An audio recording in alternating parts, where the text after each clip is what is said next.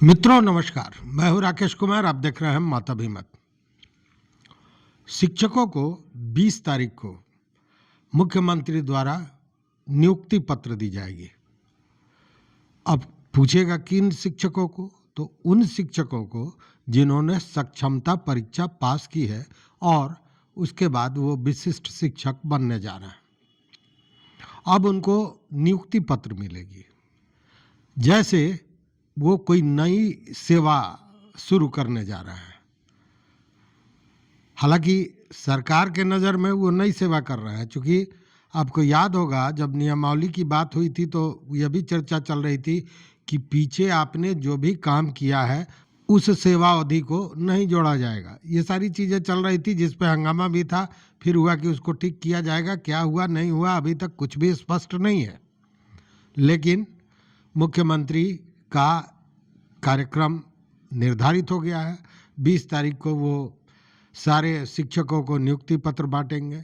फिर मीडिया में एक हंगामा होगा, चारों तरफ होगा कि नीतीश जी ने नौकरी की बाढ़ लगा दी, जबकि ये सारे जो शिक्षक हैं वो पूर्व से कोई 10 साल से, कोई 20 साल से, कोई 25 साल से कार्यरत हैं, काम कर रहे हैं। और चूँकि राज्यकर्मी बनाने की मांग चल रही थी पिछले 15-20 वर्षों से, और उसी को लेकर हुआ कि ठीक है आपको राज्यकर्मी बनाया जाएगा, लेकिन उसके पहले आपको एक परीक्षा देनी पड़ेगी, और तब सक्षमता परीक्षा ली गई। उसके बाद में जो भी सेवा शर्तें हैं आप जानते हैं। अभी तो तबादला जो है सो सुर्खियों में है, उसकी जो नियमावली बनी है उसी पर हंगामा चल रहा है। लेकिन अभी बात कर लेते हैं जरा 20 तारीख को जो नियुक्ति पत्र है मिलना है मुख्यमंत्री के कर कमलों द्वारा, उसकी चर्चा कर लेते हैं। देखिए, इसने दोनों ही पक्ष को परेशान कर दिया है। दो पक्ष मतलब एक तो विभाग के मंत्री, एसीएस और विभाग के पदाधिकारी परेशान है इस कार्यक्रम को लेकर, और दूसरी ओर शिक्षक भी परेशान है। अब सबसे पहले जान लीजिए कि ये तो सबसे पहले ये जान लीजिए कि आखिर विभाग के लोग क्यों परेशान हैं। तो विभाग के लोगों के परेशानी का सबसे बड़ा कारण यह है कि जो तबादले की नियमावली बनी है, जिसका विरोध सिरे से सभी शिक्षक कर रहे हैं, इस मामले को लेकर एक नहीं दर्जनों रिट हो चुका है हाई कोर्ट में, और हाई कोर्ट इसकी सुनवाई करेगा। तो सबसे बड़ी जो जिम्मेवारी अभी मंत्री पर, शिक्षा मंत्री पर है, या यूँ कहे एसीएस पाठक पर है कि किसी भी तरह मुख्यमंत्री का यह कार्यक्रम सफल हो जाए। तो सफल होगा कैसे? सफल तब होगा जब हाई कोर्ट में जो यह मामला गया है वह 20 तारीख तक शांति से पड़ा रहे, उस पर कोई सुनवाई नहीं हुई, कोई फैसला नहीं हुआ, या किसी तरह की बात आगे न बढ़े, क्योंकि उसके बाद विवाद और बढ़ेगा। और इसी को लेकर संभवतः या जो लगातार ये रिट हो रहा है नियमावली के विरुद्ध हाई कोर्ट में, इसको लेकर आज शिक्षा विभाग के पदाधिकारियों और विधि विशेषज्ञों की बैठक होने वाली थी। बैठक में महाधिवक्ता को भी बुलाया गया था, और सारे लोगों से जो विचार विमर्श करने की बात है उसका मुद्दा एक ही है कि किस तरह, एक तो पहला कि 20 तारीख तक इस मामले को शांत रखा जाए, और दूसरा कि इसमें सरकार क्या कदम उठाए, या यूँ कहे कि कोर्ट इस मामले में क्या फैसला कर सकती है कि उन्हीं के अनुसार सरकार अपनी स्थिति को स्पष्ट करे।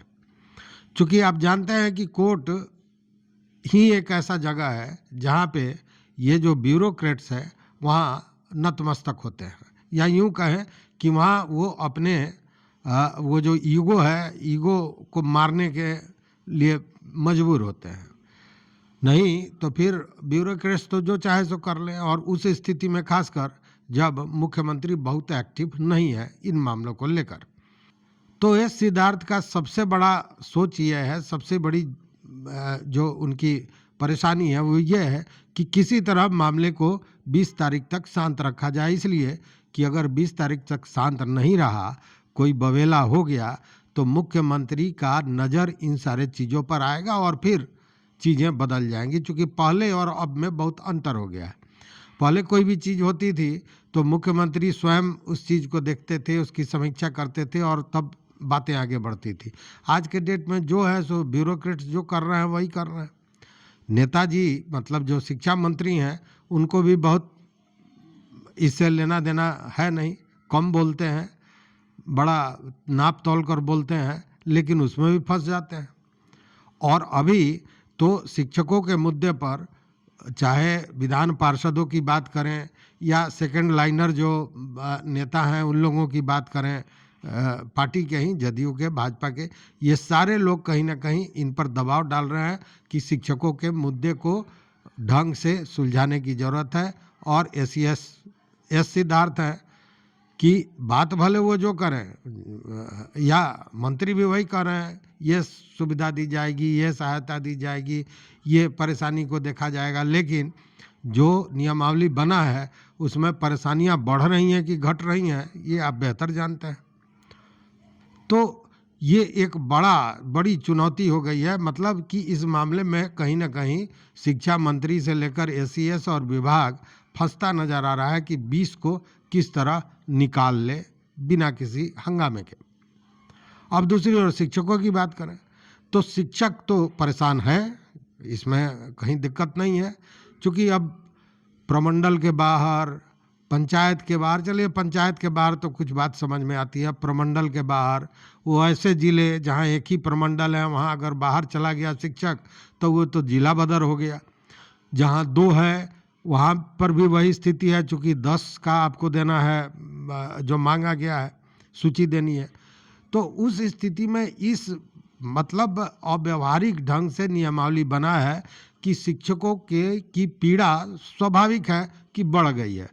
अब और कुछ नहीं। आप पूर्वी चंपारण को अगर लेते हैं, पूर्वी चंपारण में कोई मतलब सिकरहना प्रमंडल का शिक्षक है और उसको 10 देना है, तो जिले में जो दूसरा है मेहसी है उसकी भी दूरी 60-70 किलोमीटर हो जाती है। मतलब कि अगर वो जिले के बाहर चला गया तो उसकी स्थिति समझिए 100 किलोमीटर से ज़्यादा की हो गई। चूँकि 10 तो प्रमंडल है नहीं और 10 का देना है और 10 में किसी भी प्रमंडल में भेजा जा सकता है। तो अगर वो इसके बाद भी कहीं बाहर चला गया तो उसकी उस शिक्षक की स्थिति समझिए क्या होगी कि हम तो चले थे कि कुछ अच्छा होगा, घर के नज़दीक आएंगे, बेहतर शिक्षा व्यवस्था बनाएंगे, लेकिन यहाँ तो जहाँ थे वहाँ से भी दूर कहाँ चले जाएंगे इसका कोई अता पता नहीं है। और भी बहुत सी विडंबनाएं हैं जो नहीं देखी जा सकती हैं। और दूसरी ओर इन सारे चीज़ों को लेकर शिक्षक हाईकोर्ट पहुँच गए हैं, एक नहीं दर्जनों फाइल हो रही है। और अब देखिए महिलाओं में और पुरुषों में अंतर कर दिया गया, सेवा शर्तें एक, सारी चीज़ें एक, सब चीज़ एक है, सेवा शर्त एक है, याद रखिएगा, और नियमावली में ट्रांसफ़र में आप अलग कर रहे हैं। तो ये संविधान के अनुसार है क्या, इन सारे चीज़ों को भी समझने की बात है। तो ये जो नियमावली बना है ये नियमावली चलने नहीं जा रहा है जैसा शिक्षकों का मानना है। अब देखिए अमित विक्रम है शिक्षक, उनका ये कहना है कि ये जो नियुक्ति पत्र देने की बात है वो और कुछ नहीं है, वो डराने का एक साजिश है शिक्षकों को, इसलिए कि अब आप इस प्रक्रिया में आ गए हैं, अब आपको ज्वाइन करना ही पड़ेगा, नियमावली जो है उसी के हिसाब से आपको ज्वाइन करना पड़ेगा। तो वो इस बात को कहते हैं। और दूसरी बात कि शिक्षकों को भी धोखा दिया जा रहा है, जनता को भी धोखा दिया जा रहा है। नियुक्ति पत्र बांटा जाएगा, कहा जाएगा हमने इतने हज़ार लोगों को, इतने लाख लोगों को नियुक्ति पत्र बांटा, जबकि वे सारे नियुक्त हैं, सारे सेवारत थे, भले वो विशिष्ट शिक्षक नहीं थे लेकिन शिक्षक तो थे, ऑलरेडी कार्यरत थे। तो वहाँ भी धोखा देने की बात की जा रही है। देखिए अब जरा इस बात को सुनने की ज़रूरत है। देखिए क्या कहते हैं इस मुद्दे पर अमित विक्रम। जो पहले से ही शिक्षक हैं उनको नियुक्ति पत्र देने का क्या औचित्य है? वो तो शिक्षक हैं, 10 बरस से 15 बरस से शिक्षक हैं, 20-20 बरस से शिक्षक हैं। और रिटायरमेंट कई का तो रिटायरमेंट की उम्र पहुंचने वाला है, और उनको आप ज्वाइनिंग लेटर दे करके पूरे बिहार की जनता के समझ ढिंढोरा पीटेंगे कि हमने इतने शिक्षकों को नियुक्ति पत्र बांटा। अरे वो नियुक्ति पत्र है क्या? वो तो पहले से शिक्षक थे, नियोजित से राज्यकर्मी बने और परीक्षा पास किए भी 10 महीना हो गया, आप बांट रहे हैं। ये पूरी तरीके से दिखावे की राजनीति है। नीतीश जी जो कुछ दिन पहले जाके सभा में कह रहे थे कि हम 12 लाख और 15 लाख रोजगार देंगे, यही तो ढकोसला है। पहले बीपीएससी वाली बहाली में क्या हुआ, 50 से 60 हज़ार ऐसे शिक्षक जो पहले से नियोजित थे वो बीपीएससी पास कर गए, उनको नियुक्ति पत्र दे दिया। फिर अभी देखिए प्रधान शिक्षक जो बने हैं वो भी नियोजित शिक्षक थे, उनको भी नियुक्ति पत्र दे देंगे, और जो नियोजित से विशिष्ट बन रहे हैं उनको भी दे देंगे। यानी कि एक ही व्यक्ति को बार बार ज्वाइनिंग लेटर देना है, और वो भी व्यक्ति कौन है? जो पहले से शिक्षक है। तो ये तो बेतुकी बातें हैं, इसका कोई आधार औचित्य नहीं बुझाता है। मेरे समझ से केवल और केवल मुख्यमंत्री जी ये चाहते हैं कि, और खासकर विभाग यह चाहता है कि शिक्षकों को बांध दिया जाए। अभी जो आप देख रहे हैं कि ट्रांसफर नियमावली का विरोध हो रहा है, सारे संघ हाईकोर्ट जा रहे हैं, सारे नेता हाईकोर्ट पहुंच रहे हैं, दर्जन भर केस हो चुका है हाईकोर्ट में। तो उसमें शिक्षकों को डराने के लिए कि अब आप भाग नहीं सकते हैं, आप विशिष्ट शिक्षक बन गए हैं, आपको अब इसके अनुसार ही पोस्टिंग लेनी होगी, इसीलिए उनको ये नियुक्ति पत्र बांटने का षड्यंत्र है, एक तरह का ये षड्यंत्र रचा जा रहा है। वहीं जब शिक्षा मंत्री की बात आती है कि शिक्षा मंत्री तो कह रहे हैं कि तोहफा दे रहे हैं, तो अमित विक्रम ने इस बात पर कड़ी आपत्ति जताई। उनका ये कहना है कि आपने कुछ भी नहीं देने जा रहे हैं। तो क्यों आखिर अमित विक्रम ने कह दिया कि शिक्षा मंत्री को पहले विभाग के बारे में जानना चाहिए कि शिक्षा विभाग में क्या हो रहा है, ये जानना चाहिए उनको। आखिर क्यों कहा कि उनको जानना चाहिए? शिक्षा मंत्री ऐसा क्या नहीं है जो जानते होंगे? तो सुनिए वो क्या कह रहे हैं। नए नए शिक्षा मंत्री बने हैं, उनको विभाग के बारे में पहले थोड़ा जानकारी लेना चाहिए। उनको शायद पता नहीं होगा कि नियोजित शिक्षक 20 वर्षों से लड़ाई लड़ रहे थे राज्यकर्मी बनने के लिए। 2003 से लड़ाई शुरू हुई थी, तो 2023 में घोषणा हुई और 1 साल बीत गया, बनने वाले हैं। तो कभी सोचे भी थी वाली भाषा क्या होती है? कोई खैरात हमको दे रहे हैं क्या? तोहफा और खैरात शब्द जो यूज कर रहे हैं शिक्षकों के लिए अपमानजनक है। शिक्षकों के 20 वर्षों के संघर्ष का परिणाम है कि राज्यकर्मी का दर्जा, उस पर से भी इन्होंने क्राइटेरिया क्या लगा दिया था कि परीक्षा दे करके बनिए। तो परीक्षा दे करके जब शिक्षक बने हैं राज्यकर्मी, तो उसमें तोहफा की कौन सी बात हो गई कि कोई परीक्षा दे करके पास किया तो तोहफा हो गया। और ये तोहफा क्या देंगे? ये तो पनिशमेंट दे रहे हैं, सजा दे रहे हैं। सजा क्या दे रहे हैं कि जो परीक्षा पास किए उनको कह रहे हैं अपने गृह अनुमंडल से बाहर, वर्तमान पोस्टिंग से बाहर, पत्नी के अनुमंडल से बाहर, लगता है कि इस धरती मंडल से ही बाहर वायुमंडल और क्षोभ मंडल भेज देंगे। तो सरासर शिक्षकों को परेशान किया जा रहा है और झूठ का ढिंढोरा पीटा जा रहा है देश भर में, बिहार भर में, जनता के समक्ष कि हम शिक्षकों का बहुत कल्याण कर रहे हैं, बहुत भला कर रहे हैं। ये कल्याण नहीं कर रहे हैं, ये शिक्षकों को बरगला रहे हैं, उनको पनिशमेंट दे रहे हैं अपने घर से बाहर भेज करके। कोई सोचिए, कोई 2003 में शिक्षक बने थे, आज उनकी उम्र 50 बरस है, 55 बरस है। इस उम्र में उनको कहा जा रहा है कि अपने अनुमंडल से बाहर, यानी कि अपने घर से 50 किलोमीटर 100 किलोमीटर दूर जाके नौकरी कीजिए। बुढ़ापे में अब यही काम बचा है कि शिक्षक अपने घर परिवार को छोड़ करके दूर चले जाएं। इस तरह की जो ये नियमावली लाए हैं ट्रांसफ़र के लिए, ये तो शिक्षकों के लिए सजा है और इसको वो तोहफा बता रहे हैं। तो सोचिए कितनी हास्यास्पद स्थिति है कि उनको अपने ही विभाग की कितनी जानकारी है। जानकारी होती तो इस तरह तोहफा और गिफ्ट ये शब्द का इस्तेमाल ही नहीं करते वो। तो बात समझ में आ गई। कहने का मतलब है कि ये जो 20 तारीख का डेट पड़ा है शिक्षकों के लिए, वो दोनों ही के लिए शिक्षक अपनी लड़ाई लड़ने में सक्षम है और वो लड़ेंगे, हारने वाले शिक्षक नहीं है, ये जाननी हुई बात है। और दूसरी ओर अपनी साख कैसे बचाया जाए, इसमें परेशान है शिक्षा मंत्री और एस सिद्धार्थ कि किसी तरह 20 तारीख निकल जाए, ढंग से नियुक्ति पत्र बंट जाए, उसके बाद तो फिर जो होगा सो देख लिया जाएगा। चूँकि ब्यूरोक्रेट्स के पीछे एक मामला होता है और वो होता है ईगो का मामला, जिसको हम लोग जीत कहते हैं। एक बार जो सोच लिया, भले आपका अच्छा हो बुरा हो, करेगा वही।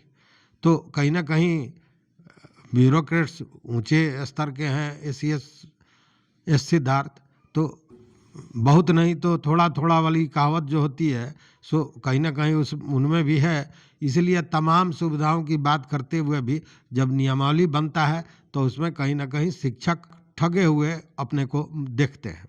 अब इस स्थिति में देखते हैं कि 20 तारीख का कार्यक्रम किस तरह से होता है, हाई कोर्ट इस पर क्या कहता है, क्या सुनवाई होती है, 20 तारीख के पहले कोई मामला सामने आता है नहीं आता है, इन सारे चीज़ों को देखने की बात है। दूसरी बात कि ये जो नियुक्ति पत्र का आयोजन हो रहा है, इसमें शिक्षक क्या शांतिपूर्वक भाग लेते हैं या वहाँ भी कुछ होता है जिसकी संभावना अधिक दिखती है। तो देखते हैं आगे क्या होता है। अभी देखते रहिए मत अभिमत। मित्रों, चैनल पर नए हो तो स्वाभाविक है कि मैं कहूँगा सब्सक्राइब कीजिए, लाइक कीजिए, दोस्तों के साथ शेयर कीजिए और अपना विचार जरूर दीजिए। बहुत बहुत धन्यवाद, बहुत बहुत धन्यवाद।